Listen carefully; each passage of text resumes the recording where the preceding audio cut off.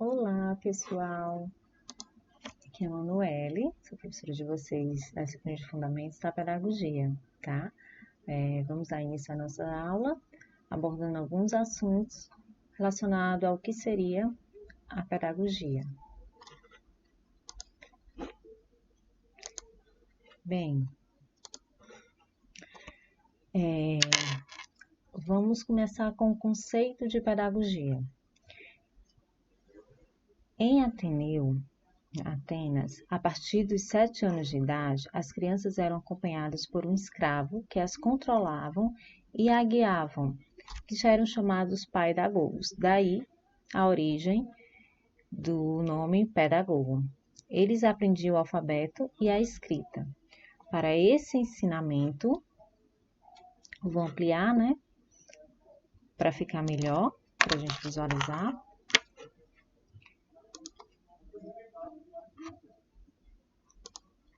Nosso slide. Pronto. Nessa época, eles aprendiam o alfabeto e a escrita. Para esse ensinamento, eram utilizadas tabuinhas de madeiras cobertas de cera. Além dessa aprendizagem, eles cuidavam do corpo para torná-lo sadio, forte e belo. Esses exercícios eram realizados no gimnásia. Ao chegar à adolescência, os jovens prestavam o serviço militar por 2 anos. A educação, ela pode ser tanto formal como informal. Dessa forma, a educação, ela tem uma área de conhecimento bastante vasta, em que seus espaços de atuação vêm sendo ampliados. Você deve perceber que a definição de educação não se esgota apenas na discussão sobre a educação escolar, certo? Ela vai muito além disso, e é isso que nós vamos estudar agora.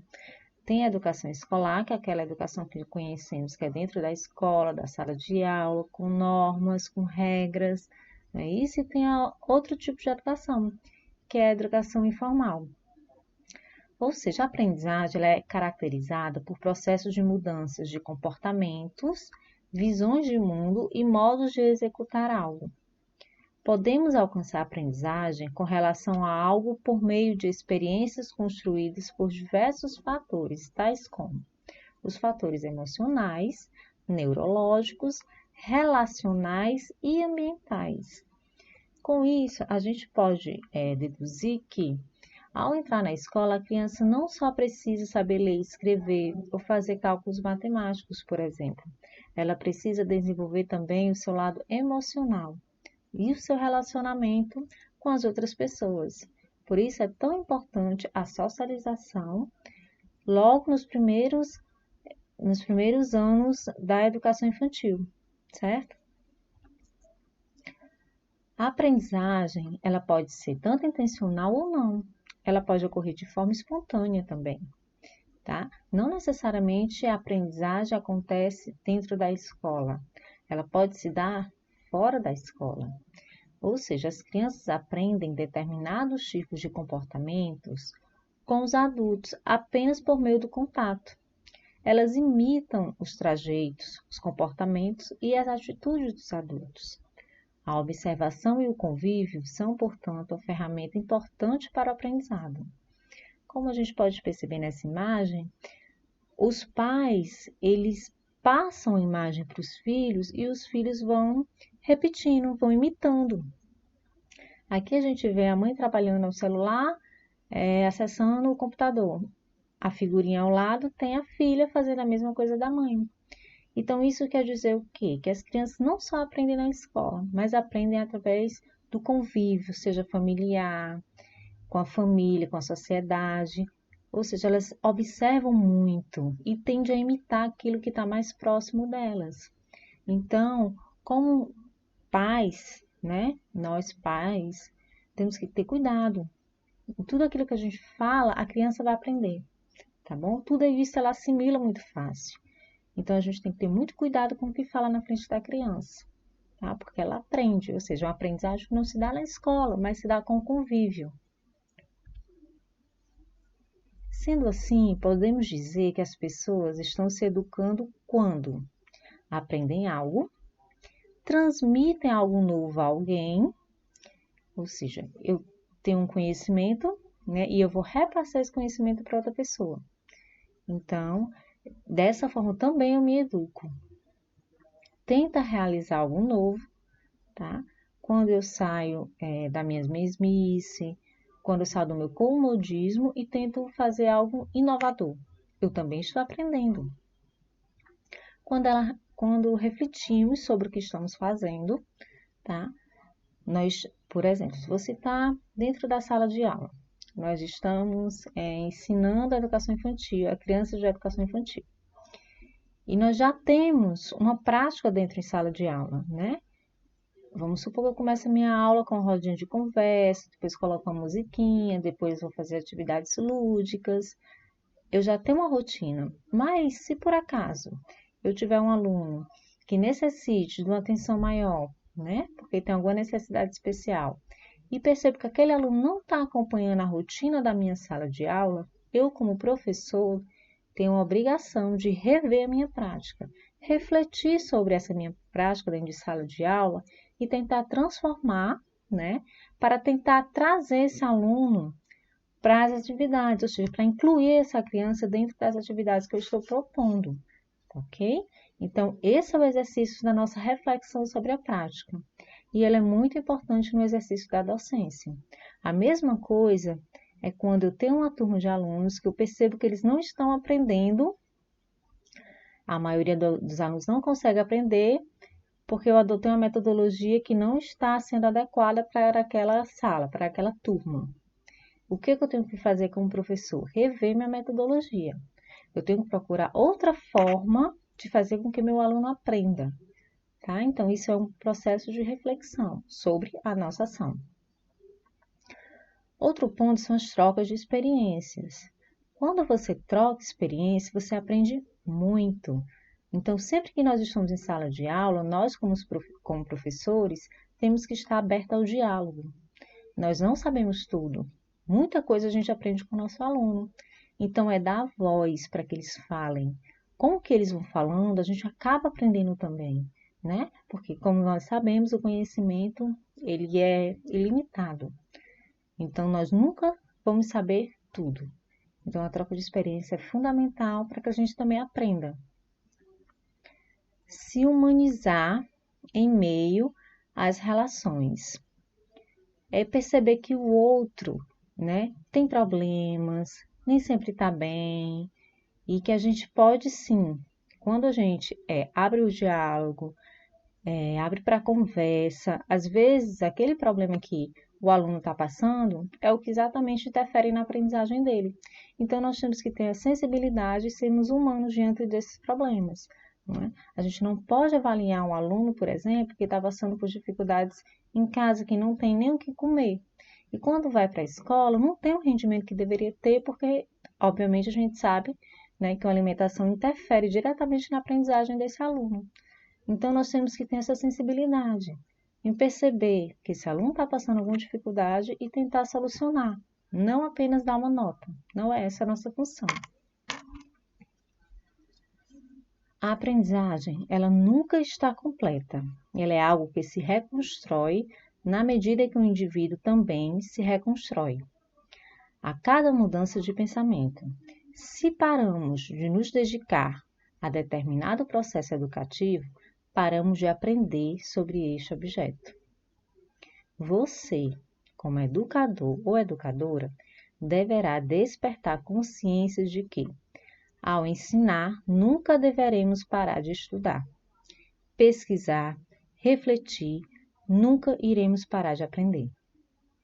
Nesse contexto, educar significa conscientizar, saber-se e saber sobre o entorno para só então fazer uma leitura de si e do mundo, segundo Paulo Freire. Então, você como educador, como já havia citado anteriormente, não tem domínio de tudo, de todo conhecimento, de todo conteúdo.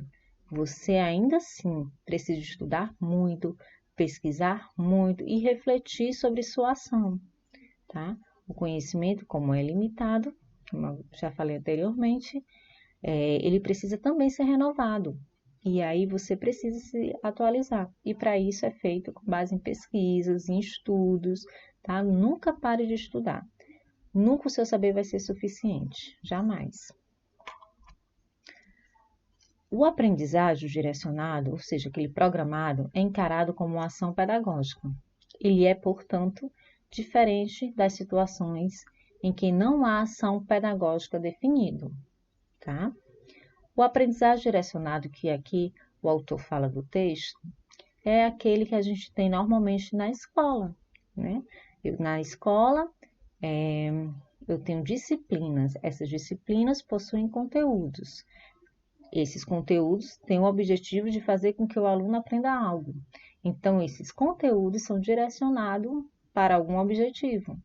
Fazer com que o aluno, por exemplo, aprenda matemática, aprenda álgebra, aprenda geometria. Vão ter conteúdos relacionados a isso para fazer com que o aluno aprenda. Esse é o aprendizagem direcionado, tá? Então, é uma ação pedagógica. Eu posso dizer que o pai, quando quer ensinar algo ao filho, né, algum valor, por exemplo, ele está realizando uma aprendizagem direcionada? Está. Por quê? Porque ele tem um objetivo, né? Ele quer fazer com que o seu filho aprenda. Então, seja sobre socialização, compartilhar, solidariedade. Isso são valores que ele quer fazer com que o seu filho aprenda. Dessa forma, ele está direcionando esse aprendizado. Já se eu faço uma ação pedagógica não bem definida, como vamos supor, numa roda de conversa, estou conversando livremente com os meus amigos. Ninguém aqui tem o objetivo de me ensinar absolutamente nada. No entanto, nessa roda de conversa, eu acabo aprendendo.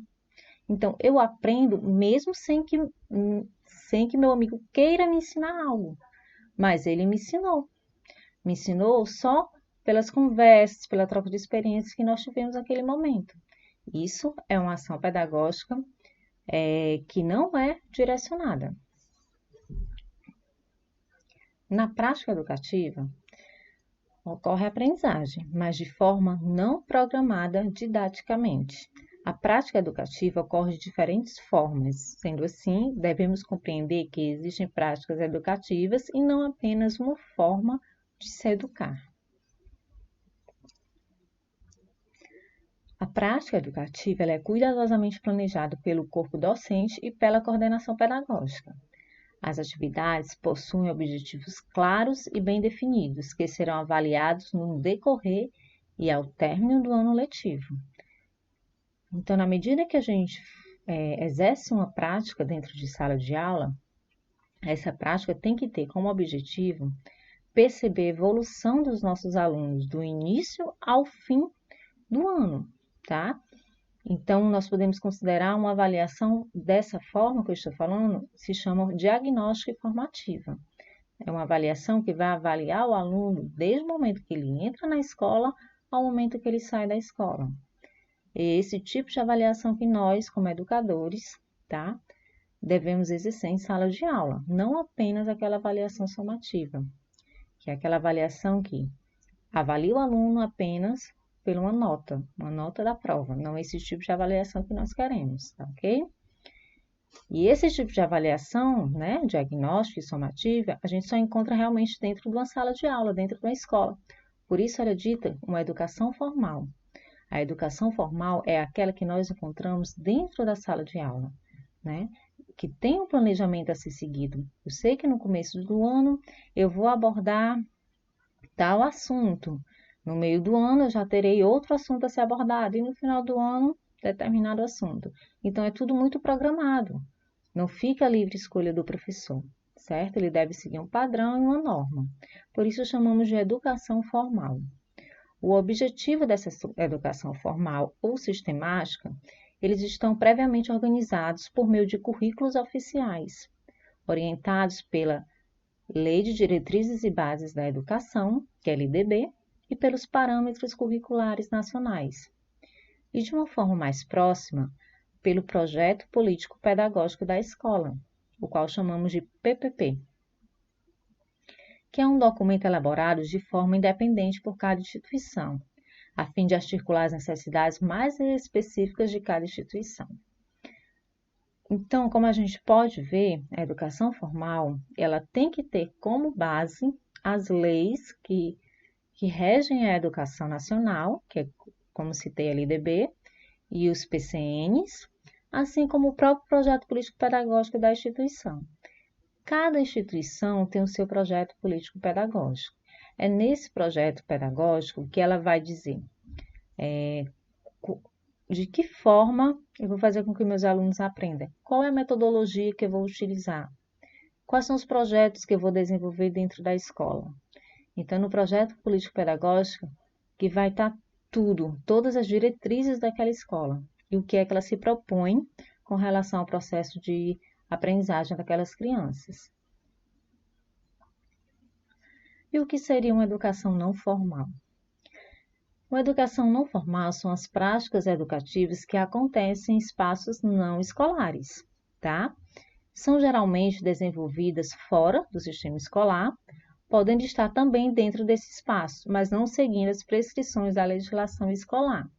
Nós podemos ter, por exemplo, uma educação não formal dentro da escola. Como, professora? Vamos supor que nós vamos fazer uma hortinha dentro da escola, né, no ambiente da escola, mas não necessariamente na sala de aula. Então, é uma atividade, é uma educação não formal, está fora da sala de aula, não segue um padrão regido pela LDB ou pelos PCNs, mas se você tem autonomia para desenvolver esse tipo de atividade. Então, o professor pode pegar um espaço da escola, né, e começar ali uma hortinha. E ao momento que o aluno vai desenvolvendo essa horta, ele vai aprendendo sobre botânica, sobre o desenvolvimento das flores, enfim, é uma aprendizagem. Né? Eles vão ter uma aprendizagem ali, no entanto, não dentro da sala de aula. Isso é considerado também uma educação não formal. A educação não formal, ela também não segue prescrições rigorosas, né, como eu já citei, dos currículos, nem aspectos peculiares de aprendizagem formal, como as avaliações. Ou seja, não tem uma avaliação para esse tipo de educação. Se o aluno está ali plantando hortinha, está aprendendo com isso, o professor não tem que avaliar e dar uma nota porque ele plantou ou não plantou a plantinha corretamente, não é isso? Então, não existe uma avaliação. É algo mais solto, desprendido das regras e das legislações. Ou seja, não há estrutura amplamente formalizada de ensino, como ocorre dentro da sala de aula, né, das instituições escolares. Muitas vezes, quando se trata de conteúdos programados pela legislação. Esse sim, tem que ser visto dentro da sala de aula e aí não pode se ter essa educação fora da sala de aula. O que seria educação informal? Nesse tipo de educação, podemos identificar o aprendizado das relações sociais, o desenvolvimento de valores importantes para a nossa sociedade, como a compreensão, a solidariedade, a união, o respeito, dentre outros valores. Sem eles, o convívio com grupos, que tenham diferentes formas de pensar, por exemplo, se tornaria bastante difícil. Então, essa educação informal é aquela que nós temos com os pais, quando eles querem passar valores para os seus filhos, ou mesmo na roda de conversa entre amigos, não é?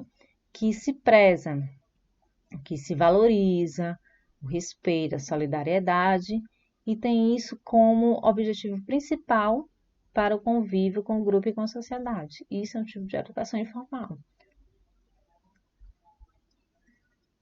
Agora nós vamos entrar na prática educativa e na prática pedagógica. Em qualquer situação onde ocorre a aprendizagem, ocorre uma prática educativa. Quando essa prática ela está fundamentada teoricamente, quando é intencional e programada, ela também é uma prática pedagógica. Então, aqui nós trouxemos a diferença, tá? Entre prática educativa e prática pedagógica. A prática educativa é aquela prática onde acontece qualquer tipo de aprendizagem.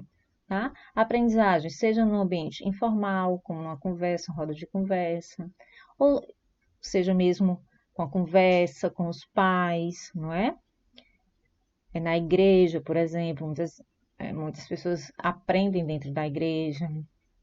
Então, isso são práticas, uma situação que é uma prática educativa, porque tem um objetivo, você consegue aprender algo, tira algo dali, né? Consegue aprender alguma coisa dali. Só que não tem intenção que você aprenda. Numa roda de conversa, ninguém tem intenção ali que você aprenda nenhum conteúdo, é apenas uma conversa, mas que você aprende algo dali, consegue tirar algo dali. Quando essa prática ela é fundamentada teoricamente e ela é intencional, então ela se torna uma prática pedagógica. Vocês conseguem perceber a diferença? Prática educativa é aquela que não tem a fundamentação teórica e não é intencional, não tem a intenção de passar nada. Já a prática pedagógica não, é aquela que é intencional e está fundamentada em nenhuma teoria. O campo do conhecimento pedagógico não trata somente de um estudo isolado. Ele, enquanto campo de conhecimento que abrange outros aspectos da educação, também necessita de outras áreas de conhecimento, como a psicologia e a sociologia, para auxiliar na compreensão de todas as dinâmicas que envolvem a pedagogia, tá? Quando a gente fala conhecimento pedagógico, logo nos remete à pedagogia, certo? Então, todo conhecimento pedagógico, ele tem que estar atrelado a outras ciências que estude sobre a educação. Aí a gente trouxe como exemplo a psicologia e a sociologia. É importante destacar que toda pedagogia estuda a educação. Portanto, podemos definir que toda pedagogia é uma teoria da educação, mas nem toda teoria da educação é pedagogia. O que ele quer dizer com isso? A pedagogia, ela é uma teoria da educação, certo? Porque ela estuda o fenômeno educativo como um todo. Ou seja, como é que eu vou fazer para que o meu aluno aprenda?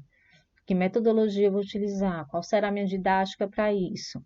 Esse é o objeto de estudo da pedagogia, tá? O processo de ensino-aprendizagem. No entanto, nem toda teoria da educação é pedagogia. Existem outras teorias da educação, como a psicologia, a sociologia, a história, a ciência, a biologia. Elas também estudam sobre a educação. Elas também são a teoria da educação, mas elas não são a pedagogia, não é isso? A pedagogia é outra ciência. A prática reflexiva. O campo de conhecimento da pedagogia ele é dinâmico, pois existe sempre um movimento de ida e volta ao conhecimento. O professor estuda, põe em prática os seus conhecimentos, registra sua prática, retorna novamente aos estudos e, por fim, mais uma vez, retorna à prática, agora modificada após a reflexão e a fundamentação teórica, tá? Segundo Freire. Masotti fala que a pedagogia ela é uma ciência que possui prática sempre fundamentada pela teoria e revisitada pela reflexão contínua para novamente retornar à prática de forma renovada. Os dois autores eles concordam com a mesma ideia, tá? A pedagogia é um conhecimento dinâmico. No entanto, a sua prática ela precisa ser reflexiva, tá? É uma prática reflexiva. E aí temos esse circuito, esse círculo que eu trouxe. Experiência, reflexão, aprendizagem e novas práticas. Na medida que você faz esse percurso, você está refletindo sobre a sua ação docente. Então, é fundamental que o professor reflita sobre a sua prática.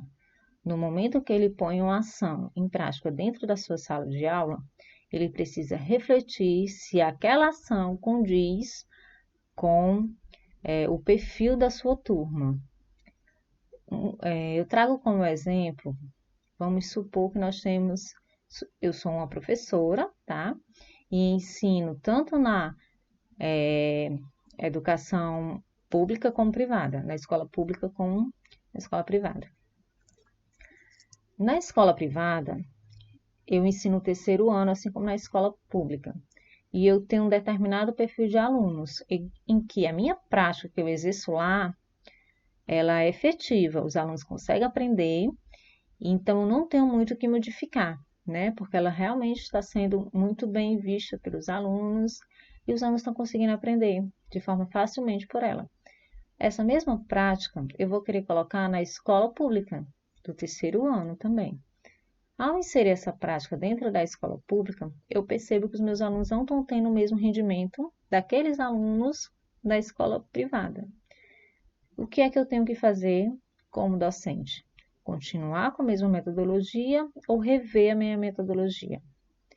Se a maioria dos meus alunos não estão conseguindo aprender com a metodologia que eu inseri em sala, minha posição como professor reflexivo é refletir sobre essa minha metodologia, sobre essa minha prática e modificá-las ao ponto de fazer com que minha turma de fato aprenda o conteúdo a qual eu estou ensinando. Então, eu reflito sobre essa minha prática. Se não está dando certo essa metodologia, eu vou ter que fazer ou melhorar essa minha metodologia ou realizar uma outra metodologia que condiza com o nível dos meus alunos.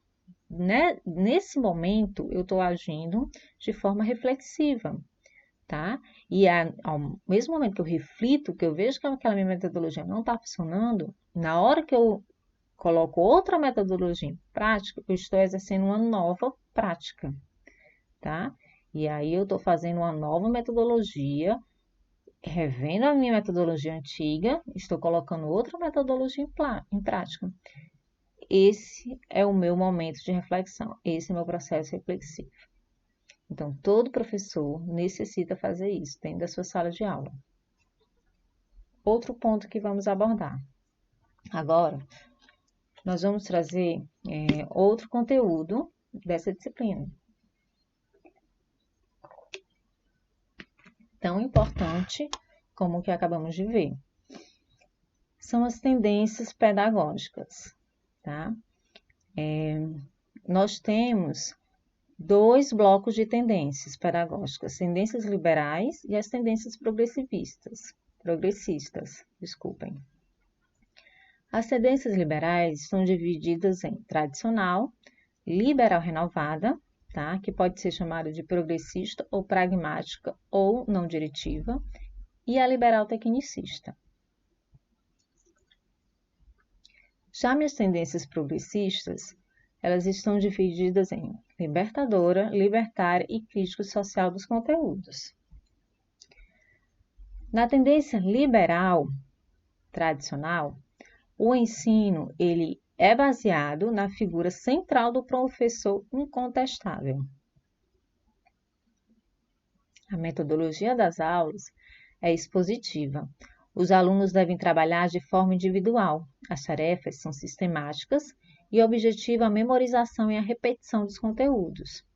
As avaliações elas são quantitativas e objetivam respostas padronizadas de acordo com o que foi ensinado. Será que ainda existe esse tipo de educação? Será que vocês reconhecem essa educação ainda? Ainda hoje, né? Nas nossas escolas? Eu acredito que sim, tá? É uma tendência que ela é fortemente discutida no âmbito da educação, porque as escolas dizem que não concordam mais com ela, né? Na verdade, hoje o professor, ele não deve ser incontestável, pelo contrário, ele deve favorecer a pesquisa, fazer com que o aluno dialogue com ele, abrir espaço para que o aluno fale, se posicione. Esse é o nosso principal objetivo hoje, tá? Dentro da educação, é fazer com que o aluno aprenda por si só, tá? Obviamente, a figura do professor é fundamental, porque é ele que vai mediar esse conhecimento, ele que vai guiar o nosso aluno para que ele encontre o seu conhecimento. Mas nesse momento, o aluno ele tem que ser protagonista do seu aprendizado, tá? Na tendência liberal tradicional, o aluno não é protagonista. Dessa forma, apenas o professor passa o conteúdo para o aluno, querendo com que ele aprenda, sem deixar o aluno falar, se expor, né? Se posicionar diante do conteúdo. Como a gente percebe nessa figurinha, é o professor, né? A cabeça dele está como se fosse uma boca, e os alunos apenas escutam, escutam, escutam, escutam, e vão ter que absorver tudo que o professor fala, e a sua aprendizagem vai ser medida através de uma prova, né? Que são as avaliações quantitativas. Mediante a nota da sua prova, ele vai ser aprovado ou reprovado. Isso é a tendência liberal tradicional. Já a liberal renovada, o aprendizado é de que o aprendizado é a de que o aluno aprenderá melhor se ele mesmo for executor de suas próprias tarefas. Nesse tipo de concepção de ensino, o erro do aluno é encarado como uma tentativa rumo ao acerto. Assim, todas as tentativas, mesmo as que ainda não deram certo, são vistas como positivas neste processo. O professor é apenas o mediador do conhecimento, tá? Então, o professor, sabendo que o aluno errou uma questão, ele não vai dar um zero porque ele errou. Ele vai fazer com que aquele erro daquele aluno seja uma forma de uma tentativa de acerto. Ele errou, tá? Você errou, mas se você fizer de outra forma, você poderá acertar. Então, é esse o papel do professor, incentivar o aluno para que ele acerte através dos seus erros. A tendência liberal renovada não diretiva. Ela prioriza-se o contato com o meio natural, as atividades de pesquisa e descobertas, assim como o trabalho coletivo. O aluno aprende os conteúdos por meio de vivências. As avaliações, elas são qualitativas e sistemáticas. Nessa tendência, o papel do professor é o de orientador desse processo que se destina à autoaprendizagem do aluno. Nessas situações, a relação professor e aluno é marcado pela horizontalidade do diálogo. Nesse tipo de tendência, o aluno ele pode se posicionar assim, tá? Ele pode falar, ele pode perguntar, ele pode questionar. E o professor, ele é o orientador no processo do ensino-aprendizagem desse aluno. Nessa tendência também passou-se a valorizar mais a pesquisa e ao trabalho coletivo. Já na tendência liberal tecnicista, encontramos um método de ensino no qual o aluno é compreendido também, assim como a tendência liberal, ao discurso tradicional, como mero depositário dos conteúdos transmitidos pelo professor. Nesse processo, ele também é visto como elemento passivo, sem voz ativa, ou seja, não há diálogo entre professor e aluno. Os conteúdos devem ser absorvidos por meio de associações feitas pelo aluno. O resultado dessa concepção de ensino foi basicamente a ausência de autonomia dos alunos, a falta de estímulo e a reflexão crítica. Essa tendência tecnicista, ela surgiu no auge da Revolução Industrial, tá? Onde os alunos aprendiam de forma mecânica, tá? O professor repassava o conteúdo, da mesma forma da tradicional, e eles deveriam apenas aprender aquele conteúdo que o professor repassou. Ele não tinha voz também, eles não conseguiam perguntar nada ao professor, eles não tinham abertura para isso, tá certo? Ela é muito parecida com a tendência tradicional, tá? Só que ela ganhou muito força na Revolução Industrial, por isso que era chamada tecnicista, porque nesse período se valorizou o tecnicismo, os cursos técnicos, aqueles que os alunos apenas colocavam em prática, exercia a prática sem refletir sobre a teoria.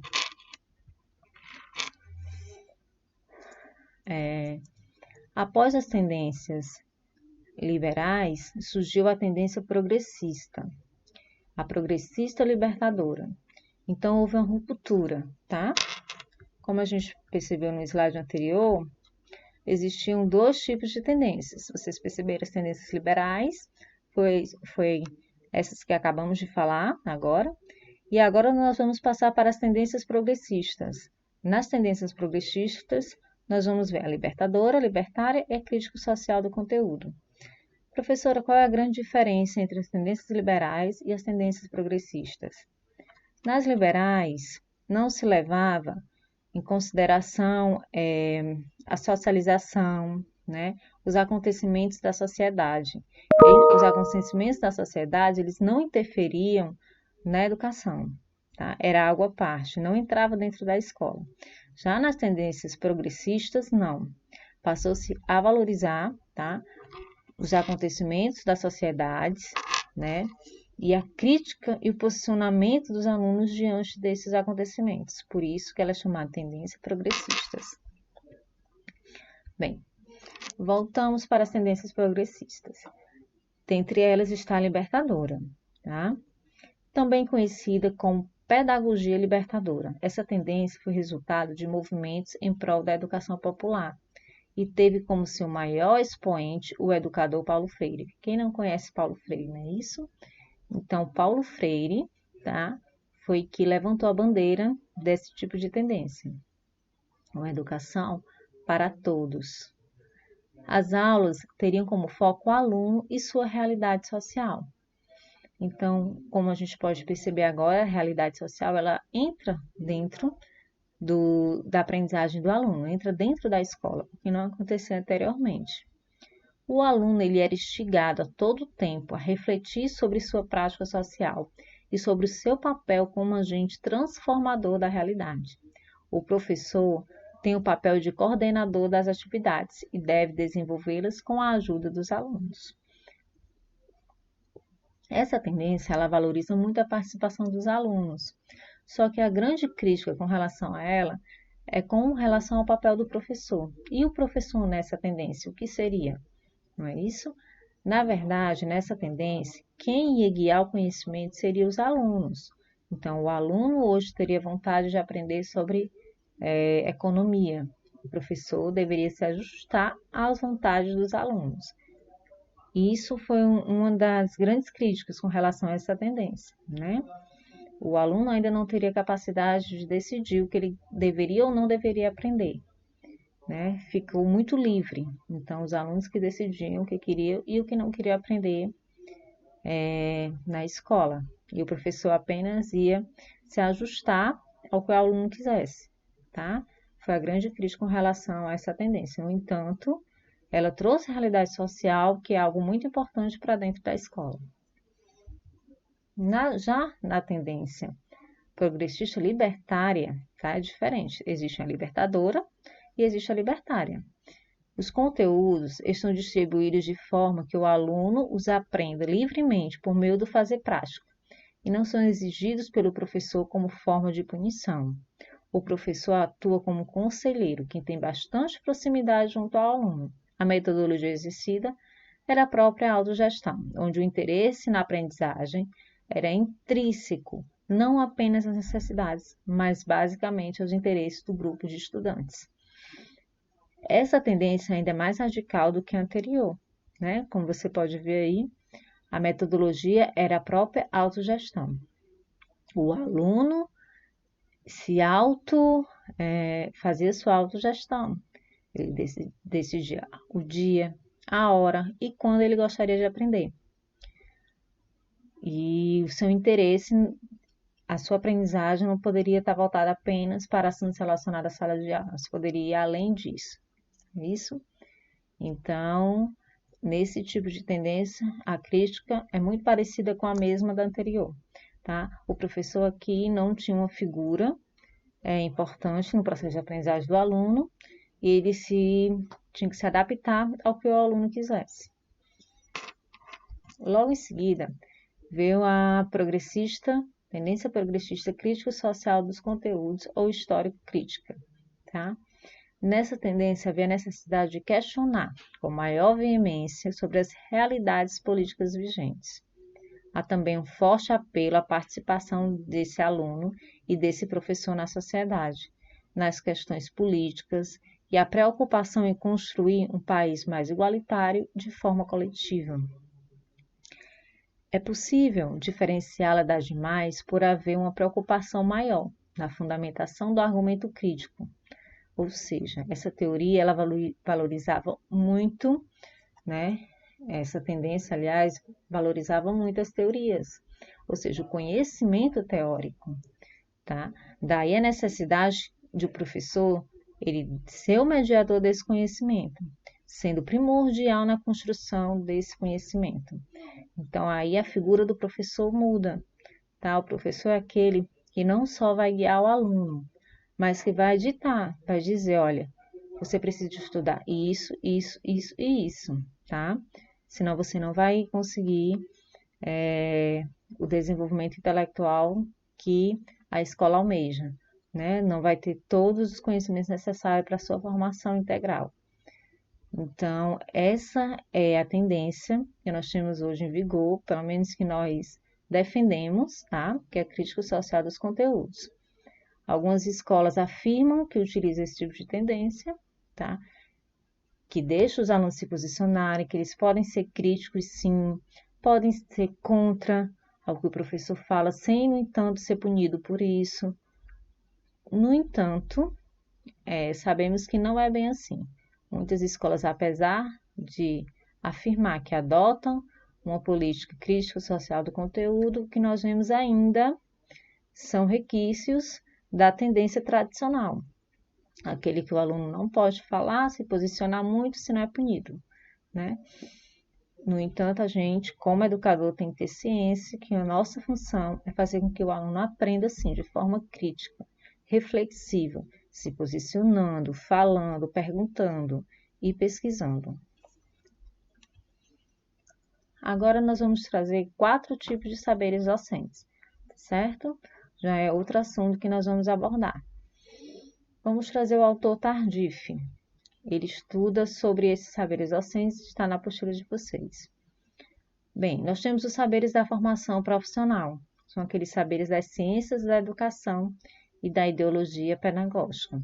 Eles estão fundamentados nas teorias científicas e nas pesquisas de autores do campo da educação. Temos os saberes disciplinares, aqueles que construímos no decorrer de uma disciplina, de linguagem, ou ciências exatas, ou ciências humanas. Temos os saberes curriculares, são os saberes relacionados à forma como as instituições de educação irão gerir os conhecimentos socialmente construídos, ou seja, referem-se à forma como esses conhecimentos serão apresentados aos alunos. E os saberes experienciais, que são saberes da vivência, né? De dentro e de fora da sala de aula também. São os saberes resultantes das práticas e das vivências do professor no seu fazer pedagógico. Então, esses 4 saberes são fundamentais na formação docente. O saber profissional, aquele que nós adquirimos durante a nossa graduação, por exemplo, não é? Através das ciências da educação, como a história da educação, a psicologia da educação, a sociologia da educação, dentre outras ciências da educação. Esses são os saberes da formação profissional. Temos os saberes disciplinares, que é aqueles que aprendemos com as outras disciplinas que não são as ciências da educação, como as disciplinas de psicomotricidade, ludicidade, planejamento de carreiras, enfim, outras demais disciplinas, né, que fazem parte do nosso curso. E os saberes curriculares são aqueles saberes relacionados à forma como as instituições de ensino irão gerir os conhecimentos socialmente construídos, tá? De que forma eu vou repassar o conhecimento para o meu aluno? Eu vou utilizar aulas de campo, eu vou utilizar aulas ao vivo, eu vou utilizar só teoria, então é a forma como vai ser repassado o conteúdo. E os saberes experienciais, né, que é os saberes das vivências, pode ser dentro como fora de sala de aula. Então, quando eu exerço minha prática docente e reflito sobre ela e percebo que não está funcionando para aquela turma, então eu adquiro um saber. Eu sei que aquela determinada turma com aquele perfil não consegue assimilar essa forma de metodologia. Então, eu preciso colocar e inserir outra metodologia. Com isso, eu estou aprendendo uma nova forma de ação docente, de prática docente, né? Uma outra prática, outra forma de aplicar o conteúdo. Então, ao mesmo tempo, eu também estou aprendendo, adquirindo novos saberes, e é através da minha experiência, porque é através da minha ação dentro de sala de aula. Para finalizarmos, eu trouxe uma citação de Paulo Freire, em que ele fala: educação, ela não transforma o mundo. Educação muda pessoas. Pessoas transformam o mundo. Então, eu espero que vocês tenham gostado da nossa aula. Até a próxima. Aproveitem muito o conteúdo. Essa disciplina é fundamental para o curso de pedagogia, tá? E o conteúdo é primordial para que vocês exerçam um bom trabalho como docente dentro de sala de aula. Até mais!